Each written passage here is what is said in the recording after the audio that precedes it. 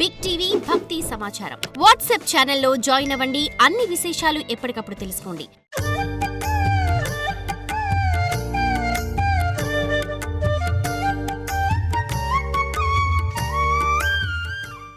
శ్రీ కంచి కామాక్షి మాం పాతు కరుణాక్షి. శ్రీ కంచి కామాక్షి మాం పాతు కరుణాక్షి. శ్రీ కంచి కామాక్షి మాం పాతు కరుణాక్షి.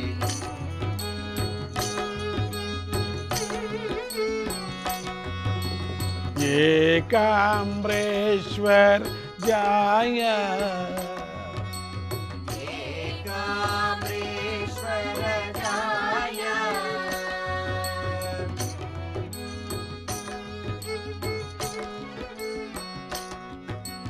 నిజ వీక్షాగత మాయా.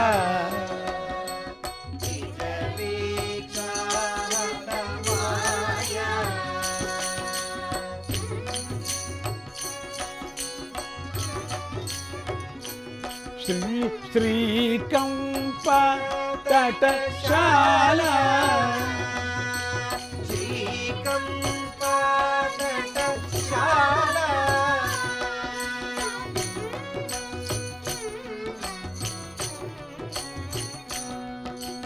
శ్రితరక్ష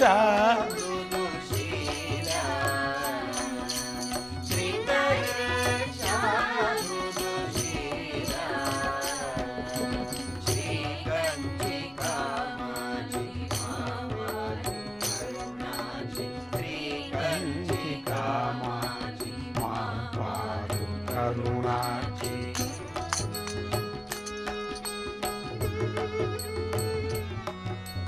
శ్రీవదున్మీలన కేలా. శ్రీవదున్మీలన కేలా. పరిపూతామ్రక తరుమూల. పరిపూతామ్రక తరుమూల.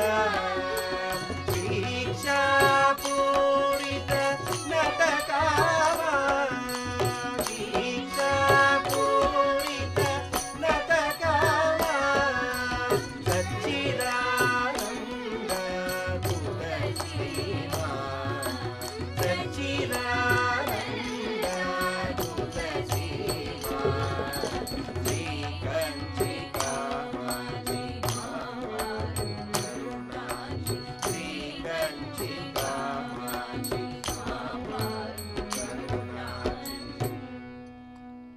ఆమె ఏకాంబరేశ్వరుని భార్య.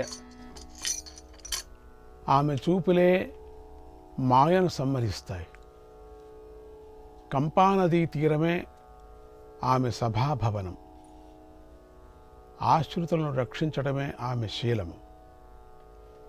ఆమె ఆటగా శివుని కన్నులు మూసింది. తన చూపులతోనే భక్తుల కోరికలను తీరుస్తుంది. సచ్చిదానందానికి ఆమె హద్దు. ఒకనాడు కైలాసంలో పార్వతీదేవి దిగంబరంగా ఉన్నటువంటి చెలికత్తెలతో సరసాలాడుతూ ఉన్నది. ఇంతలో అనుకోకుండా శివుడు అక్కడికి వచ్చాడు. పార్వతీదేవి కంగారు పడి దిగంబరంగా ఉన్న యోగినిల మానం కాపాడటం కోసం శివుడి యొక్క 2 కళ్ళును తన అరచేతిలో మూసింది. శివుడి యొక్క కళ్ళు మూయటంతో ఇంతలో బంగారు వంటి ఆమె శరీరం నల్లగా మారిపోయింది. ఎందుకంటే శివుడి యొక్క దృష్టి నుంచినే అమ్మవారు బంగారు స్వర్ణాంబికగా కనపడేది. ఎవరి కాంతి అది? శివుడి యొక్క కాంతి. ఆ శివుడి కాంతితోనే సౌందర్య లహరిలో కానీ శివానంద లహరిలో కానీ అత్యద్భుతమైనటువంటి వివరణ భగవత్పాదులు వర్ణించారు. ఎప్పటికైనా చెప్పుకుందాం మనం. ఆమె శరీరము నల్లగా మారిపోయింది. అది చూసి భయపడుతున్న పార్వతీదేవికి శివుడు ఇలా చెప్పాడు, గౌరీ, నీవు కొద్ది క్షణాలు నా కళ్ళు మూయటం వల్ల లోకాలకు సూర్యచంద్రులే లేక అకాల ప్రళయం సంభవించింది. ఆ జీవహింస పాపం వల్ల నీకు ఇలా జరిగింది, నీ శరీరం అంతా నల్లగైపోయింది. అప్పుడు పార్వతీదేవి ప్రార్థిస్తుంది. అప్పుడు శివుడు ఇలా బోధించాడు, నీవు చిన్నపిల్ల రూపంలో బదరికాశ్రమునకు వెళ్ళు. అక్కడ కాత్యాయన మహర్షి నిన్ను పుత్రికగా స్వీకరించి 8 ఏళ్లు పోషించి మోక్షం పొందుతాడు. అక్కడి నుంచి నీవు కాశీనగరం మీదుగా కాంచీ నగరానికి వెళ్ళి అక్కడ సైకతలింగ రూపంలో ఉన్నటువంటి నన్ను గూర్చి తపస్సు చేయి. సైకతిక లింగం అంటే ఇసుకతో చేరినటువంటి లింగం. అక్కడ తపస్సు చేయి. నేను వచ్చి నిన్ను మళ్ళీ వివాహం చేసుకుంటాను. గౌరీదేవి శివుడు చెప్పినట్లుగానే కాత్యాయన పుత్రికై అనంతరం కాశీక్షేత్రంలో కొన్నాళ్ళుండి కాంచీ నగరం చేరింది. అక్కడ మామిడి చెట్టు క్రింద గల ఏకాంబరేశ్వర సైకత లింగాన్ని గుర్తించి అక్కడే తపస్సు చేయసాగింది.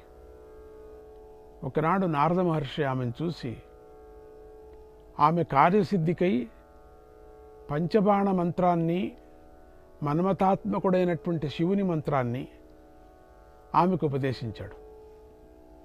గౌరి ఆ మంత్రంతోనే తపస్సు చేయసాగింది.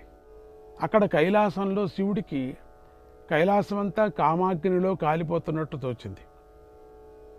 శివుడు యోగినీ గణాలను పిలిచి వారితో యోగక్రీడ చేశాడు. అయినా ఆ జ్వాల తగ్గలేదు. అప్పుడు గంగాదేవి, యోగక్రీడ అంటే మామూలు క్రీడ అంటే ఏదో ఆటలాడుకోవటం కాదు. క్రీడ అంటే యోగ తపస్సు చేశారు వాళ్ళతో, ఆ యోగినులతో. అది శ్రీచక్రార్చన సమయంలో ఏ ఏ యోగినీలు ఎక్కడెక్కడ ఉంటారని వస్తుంది. అది చాలా అద్భుతమైనటువంటి వర్ణన. అది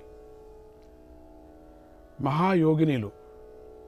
వాళ్ళకు శరీరమే లేదు. వాళ్ళకు ఎప్పుడు అనుకుంటే అప్పుడు శరీరం కనపడుతూ ఉంటుంది. ఆ యోగినీలు వాళ్ళు కూడా అమ్మవారి రూపాలే మొత్తం. అది ఆ యోగినీలతో క్రీడ చేశాడు, యోగ క్రీడ చేశాడు అంటారు.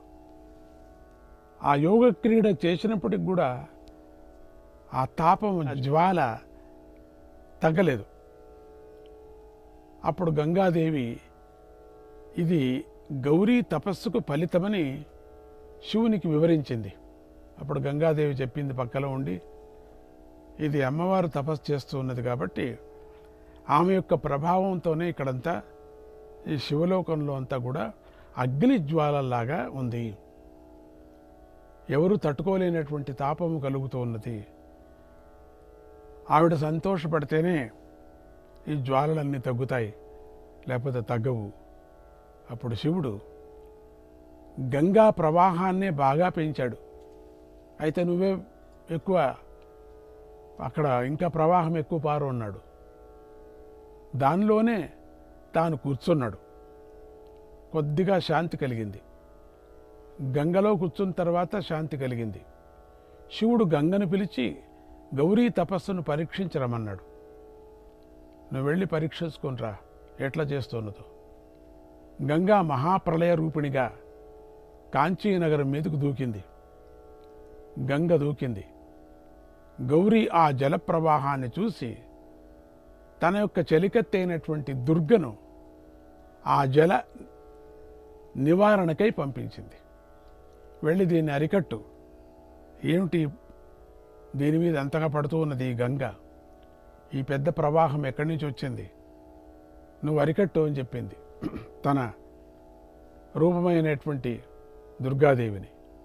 ఆ దుర్గాదేవి విశ్వభక్షణం అనేటువంటి పేరు గల తన చేతి కపాలాన్ని ఎదురుగా పెట్టి వచ్చే జలప్రవాహాన్ని అందులోకి ఆకర్షించింది. ఆ దుర్గామాత తన కపాలాన్ని ముందు పెట్టేసింది, భిక్షాపాత్రగా పెట్టి దాంట్లో గంగనంతా బంధించింది. గంగతో పాటు శివుడు కూడా వచ్చి కపాలంలో పడ్డాడు. అప్పుడు శివుడు కోపించి వేల రేట్లుగా జలప్రవాహాన్ని పెంచాడు. ఆ ప్రవాహాన్ని ఆ కపాలం ఆపలేకపోయింది, ఎక్కువ వచ్చేసింది. అది చూసి గౌరీ భయపడి తన సోదరుడైన విష్ణువుని ప్రార్థించింది. విష్ణువు వచ్చి శివుడే నాకు గతి అని గట్టిగా ధ్యానిస్తూ శివలింగాన్ని కౌగిలించుకో, ఆయనే నిన్ను రక్షిస్తాడు అని చెప్పాడు. చూడు, మేమంతా ప్రార్థన చేయటం కాదు, నువ్వే ప్రార్థన చేయి. ప్రార్థన చేస్తూ చేస్తూ ఆ శివలింగాన్ని గట్టిగా కౌగిలించుకో. అప్పుడు పార్వతి భయంతో గట్టిగా ఆ శివలింగాన్ని ఒక్కపారి గట్టిగా కౌగిలించటం వల్ల ఆ శివలింగం మీద ఆమె కంఠాభరణాల నొక్కులు పడ్డాయి. శివుడు ఆ స్పర్శకు పులకించి ప్రత్యక్షమై గంగను ఆపి పార్వతిని దగ్గరకు తీసుకున్నాడు. ఆ గుర్తులు ఈనాటికి ఆ లింగంపై ఉన్నాయి. ఇప్పుడు కూడా చూడొచ్చు, ఆభరణంలాగానే ఉంటుంది లింగం. తాను కౌగిలించుకుంది ఆ ఆభరణాలు, అమ్మవారి యొక్క గౌరీ ఆ ఆభరణాలు ధరించిన ఆభరణాలంతా శివలింగం మీద పడింది. పడుతూనే ఆ శివలింగానికి పూర్తిగా ఆభరణాలు గుర్తు అట్లానే ఉండిపోయాయని చెప్తారు.